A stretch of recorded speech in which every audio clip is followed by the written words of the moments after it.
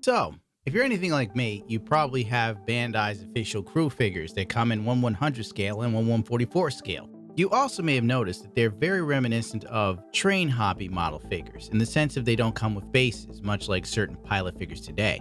Believe it or not, Bandai used to do this for all pilot figures way back in the early days of the Master Grade. But I guess they figured out that those tiny little feet rarely ever stood up without sticky tack or some sort of help. Thus, bases became a sort of mandatory thing for pilot figures, from 1/100 scale to 1/144 scale to even 1/60 scale actually.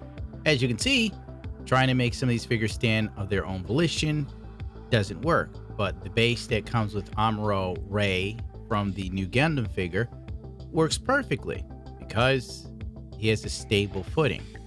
So, since I have a 1/100 scale base, basically for video filming and occasional photography, I figured it was time to change things because usually these figures would fall over, I'd have to use sticky tack on them, and frankly, sticky tack wasn't any better than a base.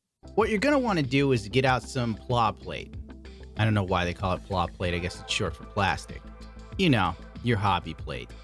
And you're going to want to measure out as much as you need. I like to go, right across the board and then do a couple chops. That way I have a few in one shot. Measurements don't have to be perfect, really, but you kind of want some level of consistency.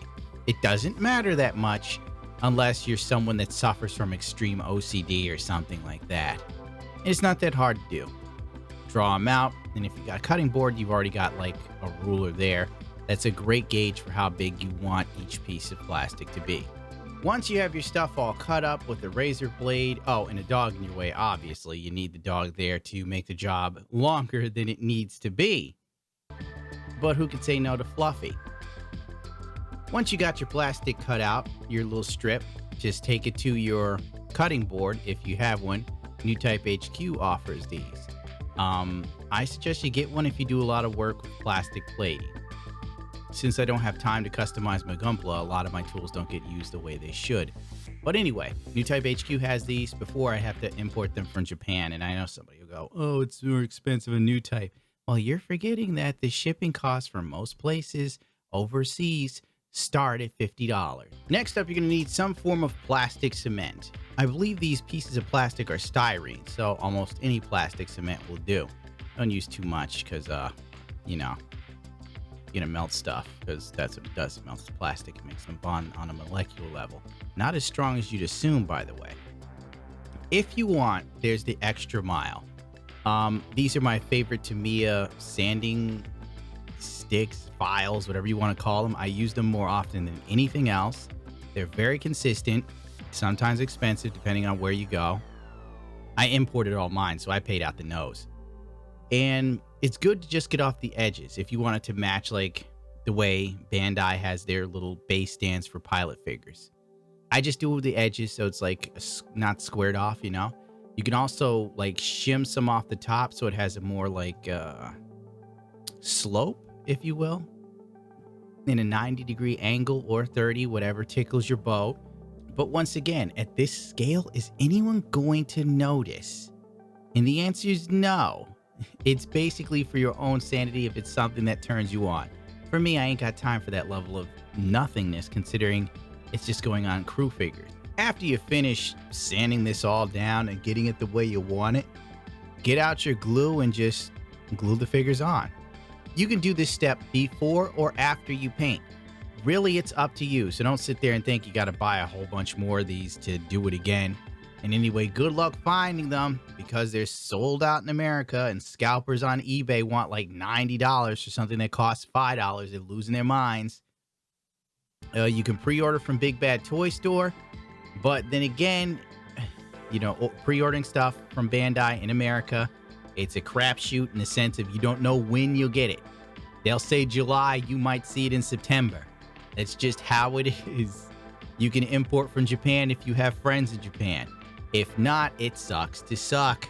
Anyway, we're just gluing on little figures. Use small tweezers if you can. You don't really want to use your fingers because, you screw up, you drop it, whatever the case may be. Hell if I know. Maybe you have amazing, like, surgeon's fingers. Not me, though. I shake like Michael J. Fox after he had a dry martini. Oh, that's a joke that's way over people's heads. Next up, I'm using my favorite paint for brushing. Vallejo, Spanish, model color acrylic paints. I like these a lot. I know a lot of people go with Citadel. I've tried Citadel. I don't hate Citadel. I just think Vallejo is way better. That's me personally. And it's better priced too. Okay, anyway, you get out your Vallejo. You have all your figures glued down. They're ready to roll. They're on their little stands. And just hand paint the little suckers, dude. It's no big deal. This is probably the easiest part and the most relaxing if you like to sit and paint and just chill out. If not, this is very boring. Depends on who you are. It's a little time consuming, but it's a necessary evil. Or you could just leave them white if you wanted. In fact, if you want, you could just give them the base as is, bare bones plastic, call it a day. Me personally, I'd rather paint them black and then I airbrush a glossy clear over it to protect it, give it an hour, and then I flat coat over it to, have it blend better with the background and the figures themselves. Totally up to you how you want to do it. Hell, you can paint it white, pink, whatever color you want. And once you're done, that's pretty much that, man. Frankly, you now have figure characters that you can put in your diorama. Now, remember, this is for a modular diorama. I should have stated that from the beginning. My base is constantly changing. I'm adding stuff. I'm removing stuff.